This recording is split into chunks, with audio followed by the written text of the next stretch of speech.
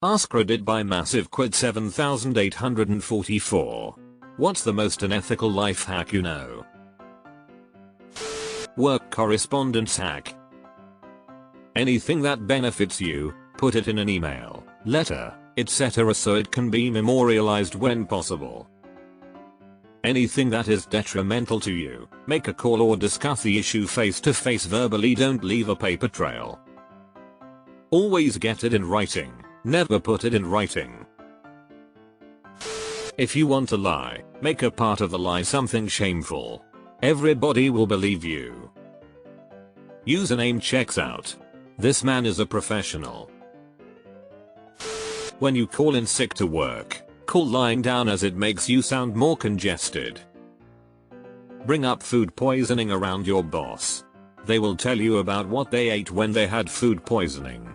When you claim food poisoning, tell them you ate that thing or something adjacent and they will instinctively remember the time they had food poisoning. Bonus points if you talk up your own gut prior to. Deleted. If I take anything from this thread, it's gonna be this one. If you get in a one-car accident, or fall asleep whilst driving, etc., tell the responding police that you swerved to avoid an animal. If you hit a stationary object in the road, it wasn't stationary. For insurance purposes, hitting a stationary object is an at-fault accident. Hitting an object moving in the road is a comprehensive claim, on the level with weather damage while parked. Pay for one movie ticket, stay in cinema all day. Works almost always everywhere.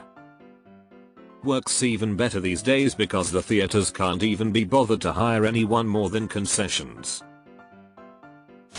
If you shop around at garage sales or Goodwill, some brands offer lifetime warranties. Relevant story. Bought a used Kelty Kid carry hiking backpack off Nextdoor or whatever for maybe $30. Used it a couple of times and noticed a critical plastic piece in the frame had cracked and emailed them with pictures asking if I could purchase a replacement part. Found out that wasn't a serviceable part and the pack had a lifetime warranty, so got to pick out a new one. Will always buy their products whenever I have the chance now. Have a large, professional looking camera. Get a bright vest that says press on it. Make an ID. Go to town. Almost free access anywhere. High-vis gear also works. I am a security technician, and the amount of times I walked into places and am just like from company to look at your alarm system, camera system, and the employees are just like no idea. If you know what you're doing, go for it. I have only ever been asked for ID once. Flights around 9/11 are cheaper. I've vacationed a few times in September, but always make sure the flight doesn't occur on the 11th of September. Not because I'm afraid, but because I hypothesized that on that particular day, there would just be an atmosphere of heightened tension, anxiety in the airport and on the plane. The best way to help your kid afford college is to deal drugs. If you don't get caught, you can make a lot of money. If you do get caught, they now have a parent who is in prison for felony drug charges, which opens a lot of scholarship doors. This worked for me. My daddy was in jail for his third DUI. My mother was a SAM. No income on my FAFSA opened a lot of doors for me. I still had to take out about $50,000 in student loans for school related expenses like housing and government certifications, but my actual education, tuition, was paid for. I'm sure there were many scholarships I could have taken advantage of as well, but I didn't know how to navigate the system until it was too late. Didn't even know who to ask or how to apply.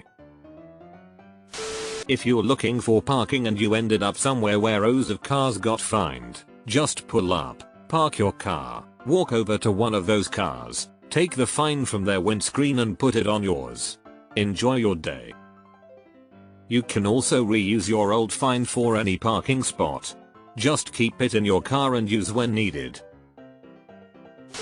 Pretty unethical but also pretty harmless. If you're ever out and about and forgot your sunglasses, go to any grocery store customer service counter and say, did anyone turn in some black, or whatever, Sunglasses. They will proceed to dump a literal pile of lost sunglasses in front of you. Look decisive so as to not draw suspicion. You can do this at hotels, car rental places, restaurants, anywhere PPL leaves stuff, and sunglasses are good, but you can get umbrellas, gloves, hats, anything really. Oh, and phone chargers. I haven't bought a charger in 2 decades. Back in the day I worked for Jerry's Subs and Pizza for a few months running deliveries. It wasn't uncommon that folks would call in pickup orders and just never show. At closing time it was up for grabs, so on weekends my friends would call in a decent sized pickup order 30 minutes before we closed, and I'd show up to hang with the boss with eats in tow. If you run for Congress, you get government briefings, some of them confidential, then you can trade stocks on the info. If you're president, you can sell classified secrets after you leave office. If you rob a bank you have almost guaranteed shelter regardless of the outcome. I had a great uncle do this after he went to Vietnam. Got strung out while there and kept the addiction up. He tried to rob a bank for $1. Teller called the cops, and in 1970s Philly, the DA didn't think twice about putting a black man who was a junkie behind bars for 5 years. He got clean and left jail a conspiracy theorist. But he was able to get back on his feet with a religious grift. Happy-ish ending? If you're any major city, pick the nicest hotel you can find and walk in like you're staying there.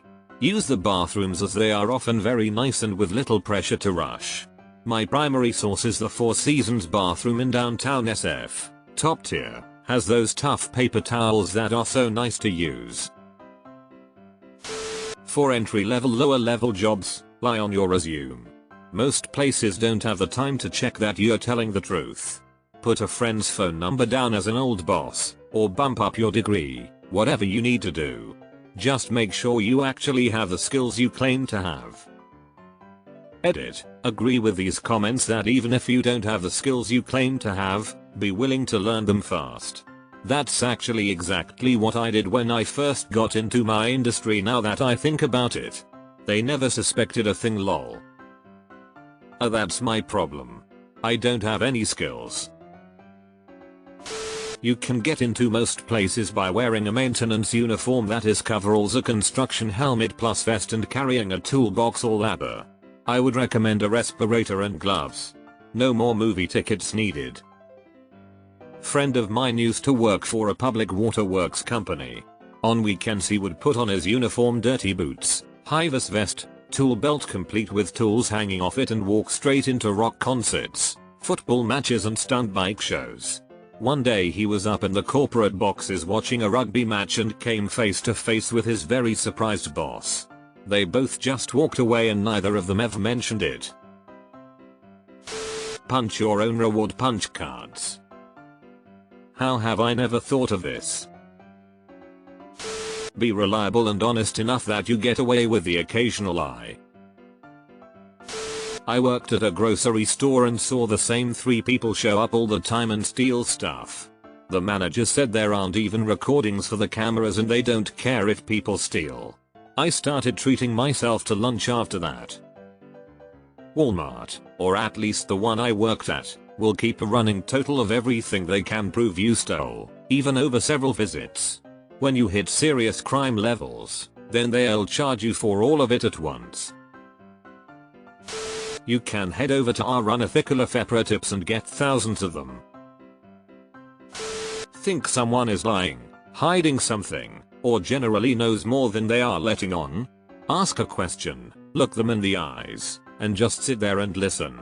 Lots of people are uncomfortable with the awkward silence and will talk themselves into a hole. It's not really unethical by itself, but it can be used in unethical ways. This is probably the most ethical, but there are a lot of dark persuasion tricks that people with silver tongues use to get what they want. I don't know how consistently this would work, but many years ago I stopped paying my cable bill. They shut it off and put a tag on my door to address it. I waited a couple days, called them and said I'd been out of the country for months and had called to have the service suspended before I left. Past due bill gone just like that. and service restored the same day. Ladies, if you're having a casual sexual encounter, tell the guy that no other man has made you come from oral piv whatever it is you want him to do. He'll probably take it as a challenge. When he gets you off, act impressed like this is the first time it's ever happened. Gives him a nice sense of achievement and you have nice orgasms. My life is a lie.